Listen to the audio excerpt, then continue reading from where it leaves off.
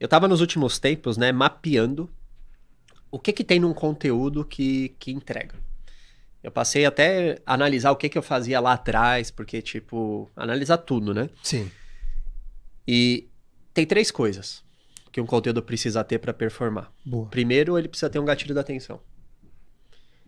Precisa chamar atenção. Segundo, precisa ter um conteúdo notável, que é aquele conteúdo top que a pessoa fala, não, isso aqui é top. E o terceiro, esse é para ajudar a pessoa a construir uma audiência qualificada. Precisa ter a identidade da pessoa ali, tipo, a característica, a personalidade dela. Verdade. Muitas vezes o conteúdo ele só tem o segundo. É um conteúdo bom. Mas ele não tem a atenção e não tem o outro. Isso. Ou às vezes o cara sabe chamar atenção, mas ele não entrega um conteúdo bom. Também dá ruim. Isso. Também dá ruim. Verdade.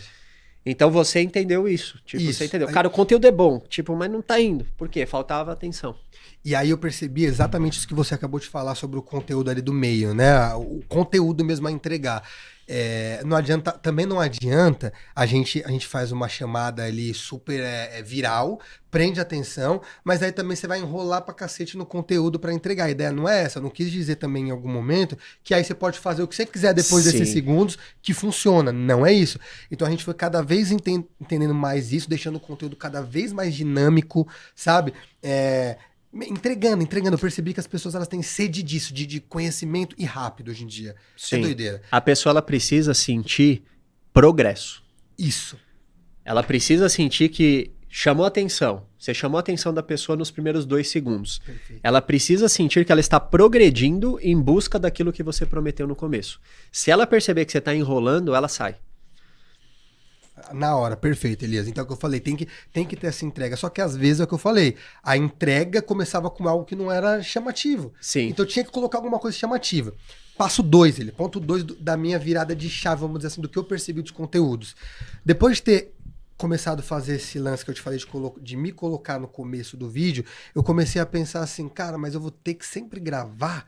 Será que... Aí eu já começo outras questões. Será que eu que sou muito simpático, que tô fazendo viralizar? Ou qualquer pessoa que eu colocar ali falando alguma coisa certa vai viralizar também? Eu também, igual você, vou fazendo os testes, né?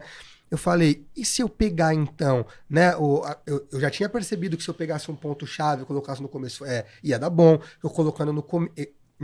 Eu me gravando no começo também dá bom. Cara, eu comecei a focar 100% na pessoa, por exemplo, para não depender de mim, de eu ter que gravar sempre uma introdução e tudo mais. Sim. Então, o que acontece? Eu comecei a perceber que tinham cortes que muitas vezes eu não acharia que ele fosse viral, por ele não começar legal, por ele não começar forte, com a chamada tal. Então, eu comecei, vou testar, pegar sempre os primeiros, os segundinhos lá do momento chave, do momento viral e trazer pro começo. O que eu comecei a fazer? Eu comecei a colocar ele, só que eu não queria, antes de mais nada, que as pessoas pensassem que essa introdução já fosse o começo do vídeo. Por quê? Porque senão os convidados iam falar que a gente tá tirando o corte dele de contexto, tá colocando, tá montando a frase pra ficar viral, sabe? E poderia prejudicar a mesma pessoa. Então eu comecei eu preciso deixar claro para as pessoas que estão assistindo que isso é um trailer de um filme, é um trailer do que vem por aí, pra segurar ela. Então eu mudava até o filtro, deixava meio preto e branco a introdução e colocava uma transição. Eu tenho certeza absoluta, que todo mundo que tá assistindo a gente, ela pode não lembrar, mas eu tenho certeza que ela já se deparou com um corte, mesmo que não seja nosso, com esse método que eu viralizei. Que é assim, esse comecinho, com algo que não é o começo do vídeo, mas é o que mais chama atenção. Aí entra uma transição, normalmente é tipo um foguinho, assim, um clarão meio avermelhadinho e tal. E aí começa o vídeo. Isso não existia no formato de podcast. Não tinha. Foi você que criou. Eu criei, eu viralizei essa parada e começou, nossa, mas é uma leva de gente. E que bom. Porra, imagina você saber que você fez algo que, cara, que potencializou diversos canais e diversas pessoas e mudou centenas e milhares de vidas, cara. É animal. É animal. E isso funciona demais. Só que, Elias, tem um ponto-chave aí que as pessoas podem estar ouvindo e falar, é só eu pegar então um trecho do final, colocar no começo, que viraliza o podcast? Claro que não.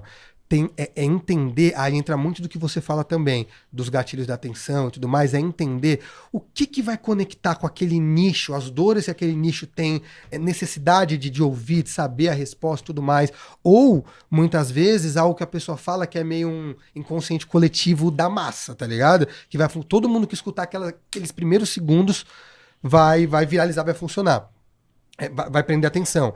O que eu comecei a ver, pessoas vendo o que a gente fazia, e elas tentavam repetir e colocavam uma chamada no começo. Por exemplo, um cara contratava a nossa empresa para fazer cortes para ele, que a gente chega lá também. Em determinado momento ele falava assim, já entendi o que o Du faz. Ele pega o começo, uma parte do final, põe no começo e viraliza. Vou tentar já fazer. sei. Eu tenho até isso documentado. As pessoas que começaram a tentar fazer isso de maneira assim, sem entender o que é, e só despencando. Caras que a gente entregava milhões de visualizações de vídeos, mesmo com 1 milhão, 2 milhões, aí o cara começar a fazer 10 mil, 5 mil, 8 mil, achando que era só colocar uma frase no começo. Sim. Então tem que entender também esse Tem que ter feeling um pouco de feeling, né? do que é essa parada. E o que você acha hoje do mercado de podcast para quem tá começando agora? Tá. Você começou quando, o Papo Mil Grau? Cara, eu sou péssimo de data, tem 3 anos. 3 anos. Tem 3 anos. Era outra vibe. Para quem tá começando hoje, o que você enxerga? O potencial de crescimento de um podcast hoje, você que tem bastante experiência com podcast, o que você enxerga no mercado hoje? Elias, eu sei que é assim. Eu vejo muito mais facilidade, não é nem facilidade, eu acho que alguém que vai começar um podcast hoje tem que entender o que você entendeu, que é escolher um nicho, cara. Acima de tudo, escolher um nicho. Eu percebo, já vi grandes pessoas também falando do mercado de podcast, e é a mesma opinião que eu tenho também, de que é quase impossível você crescer, deixar gigante um podcast super aberto, assim. Se você já não tem uma audiência sua, se as pessoas já não sabem quem você é, não tem interesse na sua história e tudo mais. Então, o mais recomendado é cria um podcast com um nicho. Escolha um nicho, igual a gente nichou para relacionamento. Você é a verdade, você transforma vidas, cara.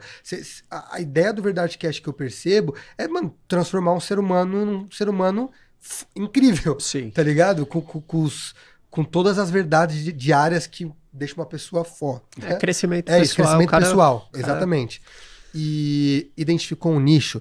Segundo ponto que eu vejo que a pessoa... Respondendo uma pergunta, eu acredito muito no podcast ainda, tá? Acredito muito. Tem pessoas que falam, eu não faria podcast hoje, nada a ver podcast hoje. Gente que faz podcast fala isso. Eu acredito muito no podcast, só que seguindo esses passos, né? Você tendo um podcast nichado e não achando que só sentando aqui, fazendo um programa de 1 hora e indo embora, é o que vai fazer você crescer e viralizar na internet. Não, isso aí eu acho que é quase impossível, como eu falei no começo do programa. Então, você focando... Então, o programa de 1 hora não é o mais importante. Eu acho que não. Ele é a matéria-prima. Eu acho que ele não é o mais importante para começar viralizando. Saca? Entendi. Eu acho que não é um negócio que vai fazer... Ele não é o conteúdo de atração. Eu acredito que não. Ele é o conteúdo... Beleza. Eu tenho a estratégia lá, eu tenho o meu episódio completo, que é o ouro. Sim, lá eu vou entregar muito conteúdo, tipo o que a gente tá fazendo agora. Agora, não é o episódio completo por si só que vai garantir o sucesso do podcast. Eu preciso trazer pessoas que queiram assistir esse episódio completo. Eu acredito muito nisso, sim. Eu acredito nisso, já vi com a gente, vi com outros podcasts também, que a gente trabalhou, que a gente fez o podcast e tudo mais. E quando a gente começou a focar nos cortes, não só nos nossos dessas pessoas, e vendo os podcasts que acontecem também por aí, é o que começa a gerar o... Quer ver um ponto importante? Quando a gente fazia só a live, a gente começou depois de um tempo a fazer live mesmo, ao vivão, tal, e 3 pessoas assistindo. Durante ali 8 meses, 9 meses, 1 ano. 3 pessoas, 5 pessoas, 7 pessoas assistindo. Caramba, tem que ter de verdade, sangue frio pra continuar. Sangue frio pra continuar. Mas o que acontece? Aí, nesse período, a gente não. Num bom período desse, a gente não fazia corte. Quando a gente começou a viralizar corte em TikTok, Instagram e tudo mais, o que mais tinha era comentário na live falando, vim do Instagram, vim do TikTok, vim não sei o que, era o que mais tinha. Meu nome é Elias Mamã e esse é um corte do VerdadeCast, o podcast que tem a missão de descobrir novas verdades sobre todas as áreas que vão te ajudar a crescer na vida. Para assistir o episódio completo, clica aqui e não se esqueça de se inscrever no nosso canal.